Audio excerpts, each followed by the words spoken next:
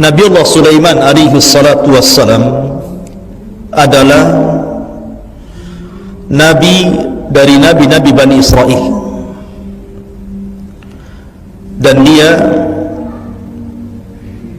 adalah satu di antara raja daripada raja-raja Bani Israel.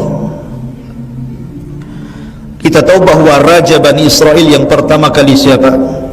Talut. Itulah raja pertama Bani Israel. Kemudian raja yang kedua Nabiullah Dawud alaihi salatu wassalam, dan raja yang ketiga dan tidak ada raja setelahnya adalah Nabiullah Sulaiman alaihi salatu wassalam. Inilah tiga raja Bani Israel, dan ketiga-tiganya Allah subhanahu wa ta'ala berikan keistimewaan. Tetapi Sulaiman Allah berikan keistimewaan melebihi ayahnya sendiri Dawud, dan melebihi para nabi yang lainnya. Allah subhanahu wa ta'ala berfirman dalam suratul Naml, dan sungguh kami telah berikan ilmu kepada Dawud dan Sulaiman. Maka berkata keduanya, segala puji bagi Allah yang telah melebihkan kami dari banyak hamba-hamba Allah yang beriman. Dari sini menunjukkan bahwa nikmat yang Allah subhanahu wa ta'ala berikan kepada keduanya syukuri.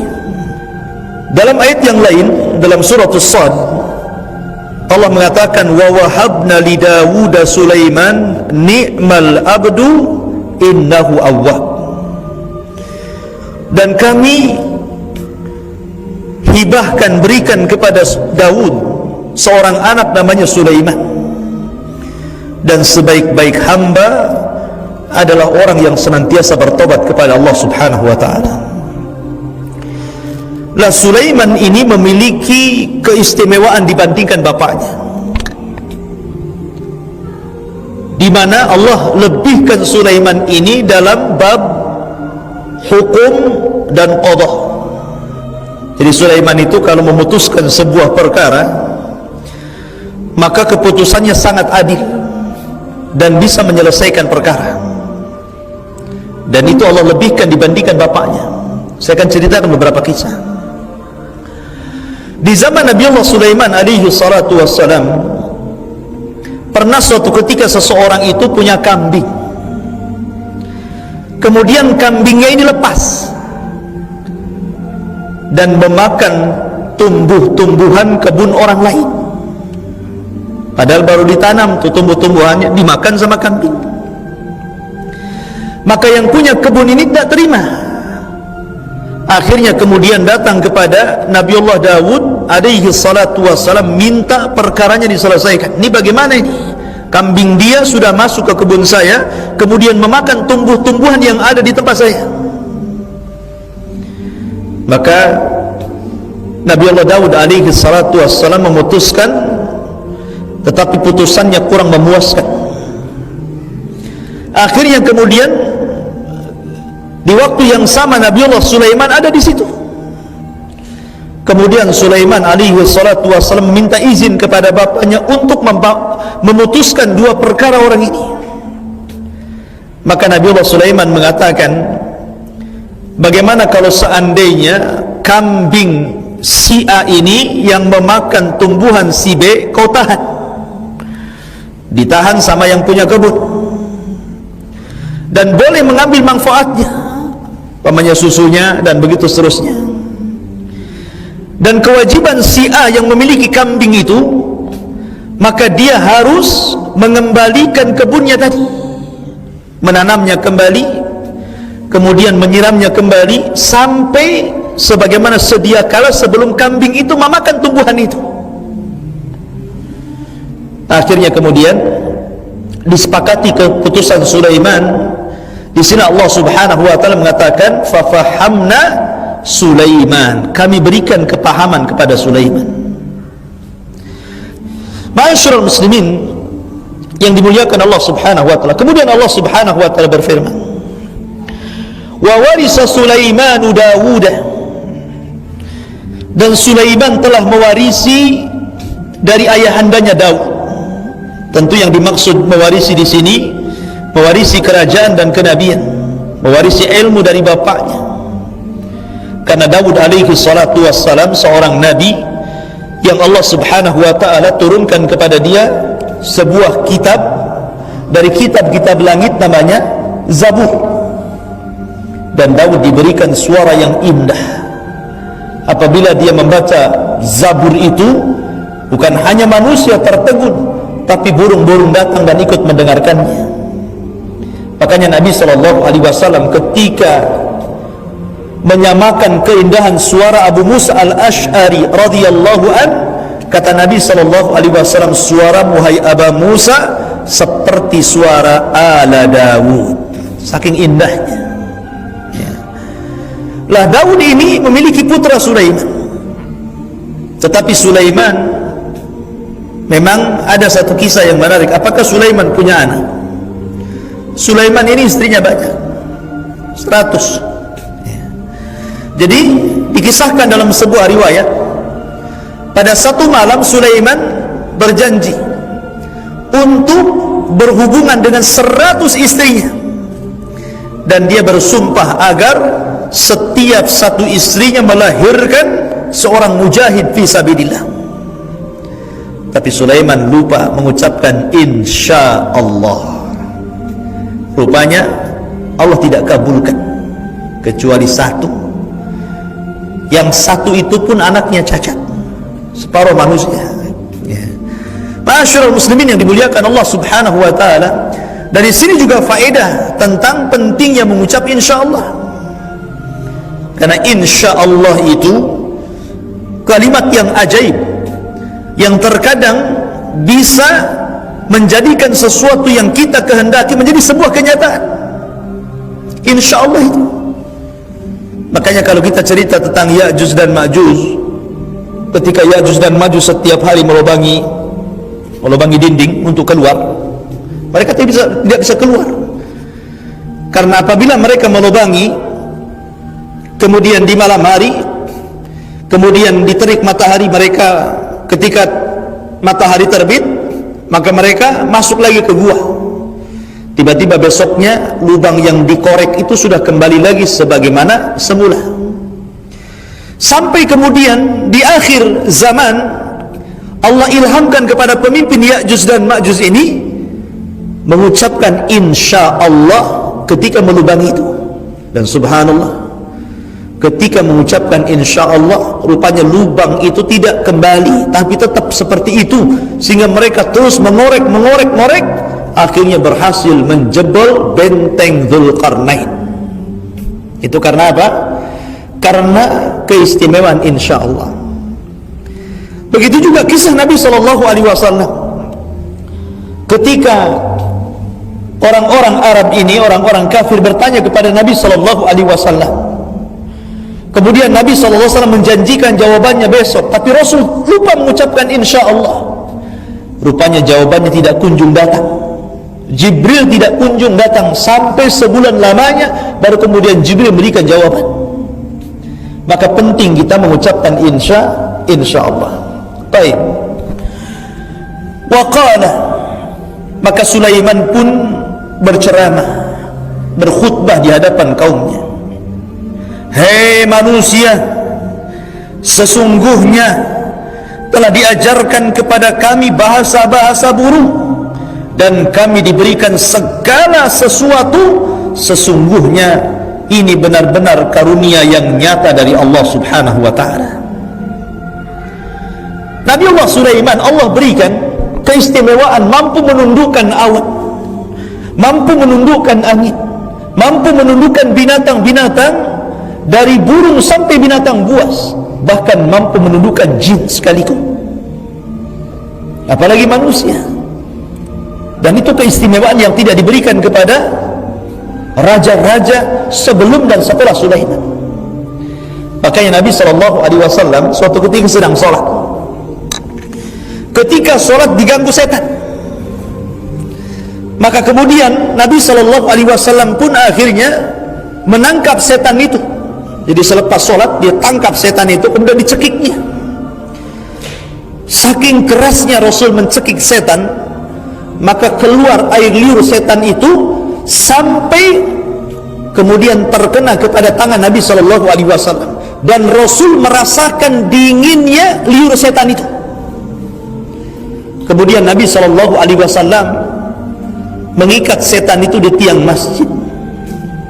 Kemudian Nabi SAW mengatakan, kalaulah bukan karena doa Sulaiman, Rabbighfirli wa habli mulkan la yanbaghi li ahadin min ba'di, ya Allah, ampunilah aku dan berilah kepadaku kekuasaan yang tidak pernah kau berikan kepada siapapun sepeninggalku. Kata Rasul, kalau bukan karena doa Sulaiman, sudah aku bunuh dia. Akhirnya dia lepas jin itu. Ya. Dari sini menunjukkan apa? Nabi SAW mengakui bahwa Allah Subhanahu wa ta'ala telah memberikan kekuasaan yang luar biasa kepada Sulaiman yang Allah tidak berikan kepada yang lainnya. Bahkan dia sanggup memahami bahasa binatang. Jadi sampai suatu ketika Nabi Allah Sulaiman keluar bersama pasukannya hendak melakukan istisqa, karena ketika itu terjadi paceklik di zamannya, jadi tidak ada hujan lama. Akhirnya Sulaiman keluar bersama pasukannya hendak melakukan istisqa, minta hujan. Ketika sampai di lapangan, Nabi Allah Sulaiman melihat semut sedang tengkurap. Semut sedang tengkurap ke atas gitu, dan tangannya sedang berdoa kepada Allah. Dan Sulaiman paham. Ya. Rupanya sebelum Sulaiman dan juga tentaranya melakukan istisqa meminta hujan kepada Allah, semut-semut itu sudah duluan istisqa meminta hujan kepada Allah. Maka ketika melihat semut-semut berdoa kepada Allah meminta hujan, maka Sulaiman mengatakan kepada tentaranya, irji'u, kembali kalian, kembali kalian, sesungguhnya telah cukup semut-semut itu meminta kepada Allah hujan untuk kita. Makanya Nabi SAW mengatakan, laulal bahaim lam tumtihu, kalau seandainya bukan karena binatang ternak, kalian tidak mungkin diberikan hujan. Kata Nabi SAW, apabila telah tampak perzinahan, telah tampak kemungkaran di mana-mana, maka Allah Subhanahu wa ta'ala tidak akan menurunkan hujan kepada kalian, kalaulah bukan karena binatang. Laulal bahaim, kalau bukan karena binatang ternak, kalian tidak mungkin dihujani. Jadi Nabiullah Sulaiman paham dengan bahasa semut itu. Maka Sulaiman memilih untuk pergi pasukannya karena cukup dengan semut yang istisqa.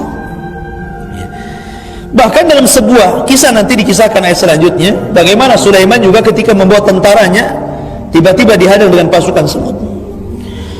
Kemudian Allah mengatakan, wa husyira li Sulaimana junuduhu minal jinni wal ins wat tayri fahum yuzaun. Dan untuk Sulaiman dikumpulkan bala tentara dari jin, dari manusia, dari burung-burung, lalu mereka berbaris dengan tertib. Jadi Sulaiman itu punya pasukan. Jadi pasukan manusia berbaris, ada posnya. Pasukan jin juga ada posnya. Pasukan burung yang senantiasa menaungi. Kalau Sulaiman sedang berjalan, maka akan membuat naungan supaya tidak kepanasan. Belum lagi binatang-binatang buas, semua ditundukkan Sulaiman karena Allah Subhanahu wa ta'ala, karena izin Allah Subhanahu wa ta'ala. Raja mana ikhwan yang bisa mengalahkan kerajaan Sulaiman? Pasukannya banyak, bukan manusia saja, dari kalangan jin, bukan kalangan jin saja, dari binatang-binatang buas, dari burung-burung. Maka wajar kalau seandainya Sulaiman mengatakan, Rabbi gfirli wa habli mulkan la yanbaghi li ahadin min ba'di. Ya Allah, ampuni dosa-dosaku, berikan kepadaku sebuah kerajaan yang kau tidak pernah berikan kepada siapapun setelahku. Memang luar biasa, ya. Makanya para ulama mengatakan di dunia ini ada 4 raja yang pernah menguasai dunia, 2 mukmin dan 2 kafir. Yang mukmin Nabiullah Sulaiman, kemudian yang kedua Raja Dzulqarnain, keduanya mukmin dan keduanya menguasai dunia. Kemudian yang 2 kafir, pertama Namrud di masa siapa? Nabi Allah Ibrahim alaihi salatu wassalam. Dan yang kedua, Bukhtun Nasr, raja yang menghancurkan Yahudi Bani Israel dan memporak-porandakan Palestina di zaman itu. Ya. Jadi ini 4 raja, tetapi dari 4 raja ini yang paling besar kekuasaannya adalah Nabi Allah Sulaiman. Karena Sulaiman punya pasukan jin, punya pasukan burung, punya pasukan binatang-binatang, bahkan dia punya pasukan angin. Punya pasukan angin. Angin bisa membawa Sulaiman kemanapun dia mau. Ya. Dan angin ini sebagai pengganti karena kecintaan Sulaiman kepada Allah. Jadi kisahnya begini. Dalam sebuah riwayat, Sulaiman itu suka dengan kuda. Kadang-kadang dia koleksi kuda-kuda yang bagus, kuda-kuda yang perang, kuda-kuda yang tunggangan dia yang cantik. Pokoknya hobi sekali dengan kuda. Terkadang seharian dia duduk saja memandangi kudanya, memandikan kudanya, mengelus-ngelus kudanya. Namanya hobi dengan kuda. Sampai suatu ketika Nabi Sulaiman ini dilalaikan dengan waktu sholat. Saking enaknya dia memandangi kuda, tanpa terasa matahari terbenam, akhirnya dilalaikan dari beribadah kepada Allah Subhanahu wa ta'ala. Dari situ Sulaiman menyesal. Karena menyesalnya itulah akhirnya Sulaiman pun marah kepada kuda-kudanya. Akhirnya kuda-kudanya disembelih semuanya, kemudian disedekahkan dagingnya kepada fuqara wal masakin. Nabi SAW bersabda, "Man taraka syai'an lillahi awadallahu khairan minhu." Siapa yang meninggalkan sesuatu karena Allah, pasti Allah akan ganti yang lebih baik. Yakin antum? Kalau antum meninggalkan sesuatu karena Allah, Allah pasti akan ganti yang lebih baik itu. Ketika Sulaiman meninggalkan kuda-kudanya, hobi-hobinya ditinggalkan, bahkan disembelih, kemudian disedekahkan dagingnya, dan dia lupakan dari kuda itu. Padahal kuda itu adalah kuda yang sangat kencang sekali untuk berperang. Akhirnya Allah Subhanahu wa ta'ala ganti dengan apa? Dengan angin. Ditundukkan angin kepada Sulaiman. Kalau naik kuda kan lama tuh, naik angin sudah sampai sana. Allah berikan gantinya angin.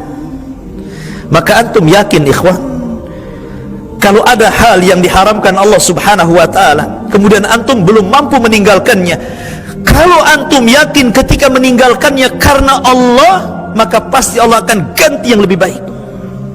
Kemudian Allah mengatakan, hatta idza atau ala wadin namli qalat namlatun ya ayyuhan namlu dkhulu masakinakum la yakhtimannakum Sulaiman wa junuduhu wa hum la yash'urun. Hingga ketika mereka sampai di lembah semut. Jadi pasukan Sulaiman sedang berjalan ke Asqalan. Asqalan masih dari Palestina. Kemudian di tengah jalan tiba-tiba Sulaiman mengatakan, berhenti kalian semuanya. Kaget pasukan, ada apa ini? Kemudian Sulaiman memperhatikan ke bawah. Rupanya ada rombongan semut sedang berjalan. Jadi ketika itu disebutkan dalam Al-Quran, hingga ketika mereka sampai di lembah semut, lembah Asqalan, berkatalah seekor semut, wahai semut-semut, masuklah kalian ke dalam sarang-sarang kalian, agar kamu tidak diinjak oleh Sulaiman dan bala tentaranya, sedangkan mereka tidak menyadarinya. Lihat kata-kata semut. Semut mengatakan, la yakhtimannakum Sulaiman, agar Sulaiman tidak menginjak kalian. Mereka tidak mengatakan agar Sulaiman tidak membunuh kalian, ya, karena Sulaiman tidak pernah membunuh semut, ya. Makanya di sini ketika itu Sulaiman mendengar suaranya. Semua orang tidak mendengar kecuali Sulaiman. Sulaiman yang mendengar itu. Maka Sulaiman pun fatabassama dhahikan min qawliha, maka Sulaiman pun tersenyum lalu tertawa dan berkata, Rabbi auzi'ni an ashkura ni'mataka allati an'amta alai wa ala walidai wa an a'mala salihan tardah wa adkhilni birahmatika fi ibadika salihin. Ya Tuhanku, anugerahkan kepadaku ilham untuk tetap mensyukuri nikmat-nikmat-Mu yang telah Allah anugerahkan kepadaku dan kepada kedua orang tuaku, dan agar aku mengerjakan kebaikan yang Engkau ridhai, dan memasukkan aku dengan rahmat-Mu ke dalam golongan hamba-hamba-Mu yang saleh. Subhanallah. Sulaiman tetap bersyukur. Berapa banyak penguasa-penguasa yang merasa sudah berkuasa, yang merasa sudah tingkat kekuasaannya sudah level paling tinggi di sebuah negara, anggaplah presiden, justru mereka kufur, ambisi dengan kekuasaan, haus dengan kekuasaan, menjadi zalim, mendolimi rakyatnya, menindas orang-orang miskin. Tapi Sulaiman tidak demikian, ya. Dan di sini ada akhlak yang luar biasa, bagaimana Sulaiman melontarkan senyum kepada semut. Kalau semut saja dilontarkan senyum oleh Sulaiman, maka tentu manusia harus antum lebih senyum lagi kepada mereka.